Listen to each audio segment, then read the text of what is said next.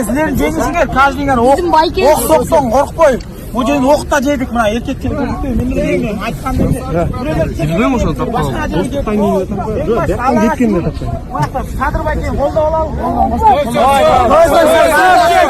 Акырында баары жеңебиз иншалла. Аз карапайым өзүбүздүн элдерден шайлайлы кыскасы. У деп кыйкыра берген пайда жок.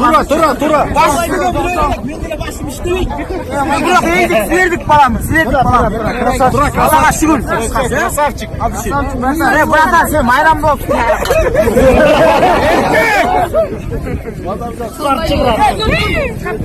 Давай, сүрөткө. Саламатсыздарбы, урматтуу достор. Ушундай кырдаалда түз эфирге чыгууга туура келип турат. Азыр көрүүчүлөр көбөйсүн.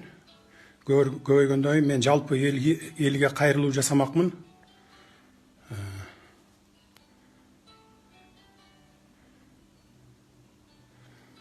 Ассаламу алейкум дейт. Алейкум ассалам.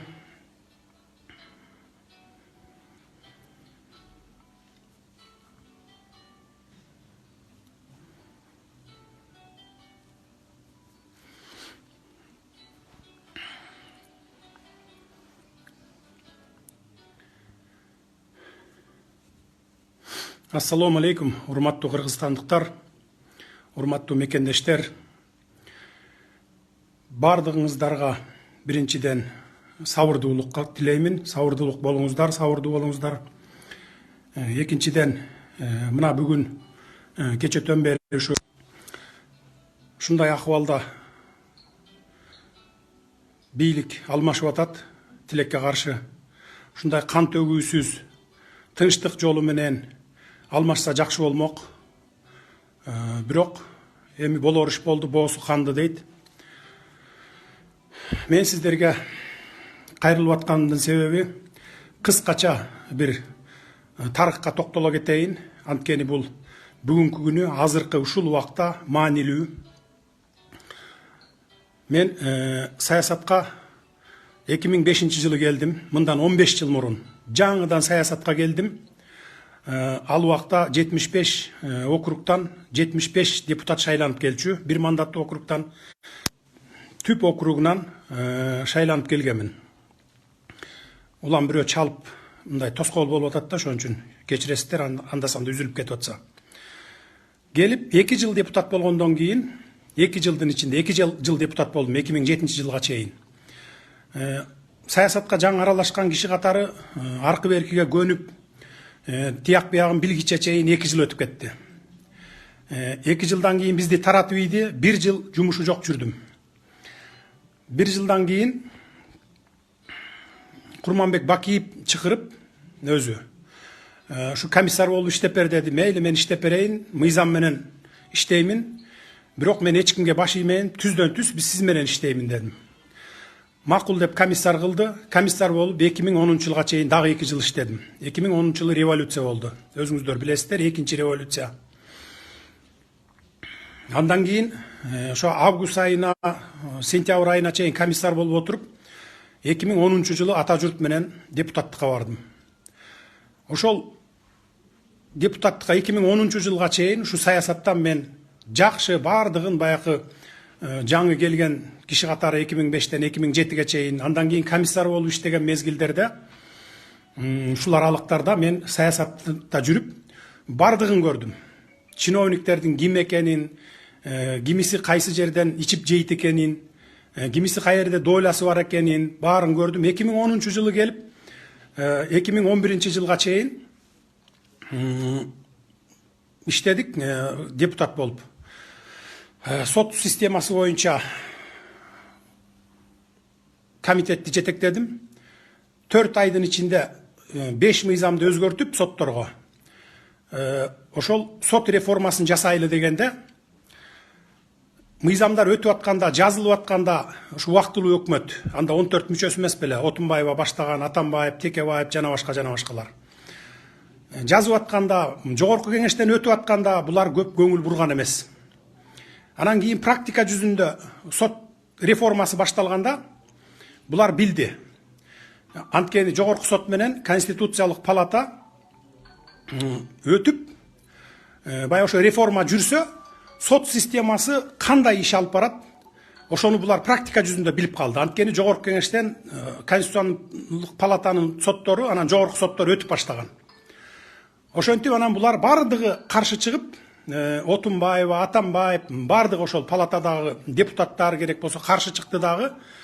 Мени бир 100дөй адамды алып келип, аялдар бар арасында бөтөлкө ыргыттырып, тапичке ыргыттырып, Садыр Жапаров деген ата журттун сотторун коюп алыптыр, анан антип атыптыр, минтип атыптыр, өзүнүн жакын тууганын коюп алыптыр, Замир Базарбеков деген деп, ушундай кылып, тоскоолдук кылып туруп, мени комитеттиктен алып түшүп, баягы сот реформасын токтотуп салышкан. Токтотуп салышып, Токтогул Туманов дегенди коюп комитеттин башчылыгына. Кайра 5 мыйзамды жазып, башка мен жазган мыйзамдан, мен дебейм, авторлору бар, чогуу депутаттар болчубуз, 5-6 депутат. Ошол мыйзамдын баарын токтотуп туруп, өзүлөрү 6 ай бою кайрадан мыйзам жазышкан. Мына бүгүнкү ошол мыйзам бүгүнкү чөнтөк сотторду түзүп алышкан. Булар эмнеден корккон? Убактылуу өкмөт. Убактылуу өкмөт эгерде сот системасы реформа болуп кетип, ошол мен жасап аткан реформа өтүп кетсе, анда бул убактылуу өкмөттүн дагы ким экенине карабай, президентиңби, депутатыңбы, же премьер-министриңби, ким экенине карабай, Европадагыдай, Америкадагыдай сот системасы түзүлүп калмак. А булар болсо, баягы апрелдеки кан төгүлүү боюнча, андан кийинки түштүк окуясындагы баягы улуттар аралык кагылышуудагы ушундай акыбалга жооп берип калат экенбиз, бизди дагы жоопко тартат экен сот, бизге баш ийбей калат экен деген ушундай арам ой менен ошол реформаны токтотушкан. Токтотуп туруп, кайра бүгүнкү сот системасы бул Ак үйдүн парламентинде дагы десек болот чөнтөк соттору. Мыйзам ошондой жазылган. Анткени мыйзамды өзүлөрү ошондой жазган. Президент же болбосо депутат, же болбосо ошо аппараттын бир руководитель аппараты бияка эле коелу. Мынакей турмушта көрдүңүздөр, биздин эмеден тажрыйбадан өттү, мынакей ушу турмушта өттү. Бая Манас Арабаев деген, андан кийин Индира Жолдубаева деген, ушундай эле жөнөкөй эле бая начальник отделдер.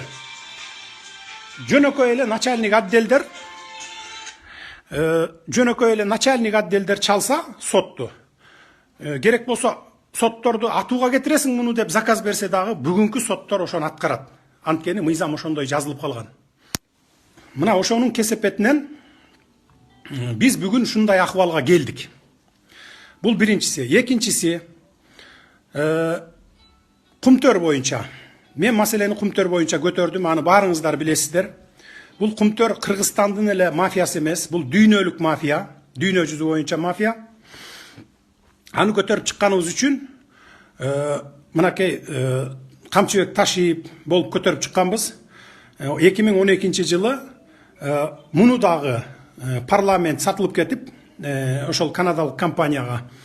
Эми бардыгы дебеймин, ошол мезгилде көпчүлүгү десем болот. Биз тарапта болуп, кумтөр элге өтсүн, мамлекеттин элдин кызыкчылыгына иштесин деген депутаттар дагы болгон.